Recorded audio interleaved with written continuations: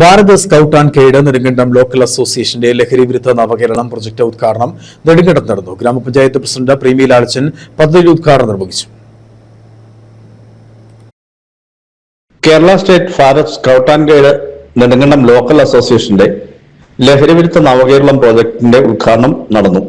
Nedumkandam panchayat community ഹാളിൽ നടന്ന ചടങ്ങ് ഗ്രാമപഞ്ചായത്ത് പ്രസിഡന്റ് പ്രീമി ലാൽച്ചൻ ഉദ്ഘാടനം ചെയ്തു. എക്സൈസ് സർക്കിൾ ഇൻസ്പെക്ടർ വിജയകുമാർ ലഹരി വിരുദ്ധ ബോധവൽക്കരണ ക്ലാസും നെടുങ്കണ്ടം CI ജെർലിൻ വീസ് കറിയ, SI വിനോദ് കുമാർ എന്നിവർ നിയമ ബോധവൽക്കരണ ക്ലാസുകളും നടത്തി.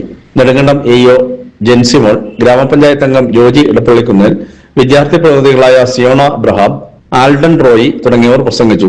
തുടർന്ന് ലഹരി വിരുദ്ധ ബോധവൽക്കരണ റാലി, ഫ്ലാഷ് മോബ്, കയ്യൊപ്പ് ശേഖരണം, സ്റ്റിക്കർ പതിക്കൽ തുടങ്ങിയ പരിപാടികളും സംഘടിപ്പിച്ചു. PL ജോസ്, സൈബു തോമസ്, N അജിത, ലൗലി ജോസഫ് തുടങ്ങിയവർ പരിപാടികൾക്ക് നേതൃത്വം നൽകി.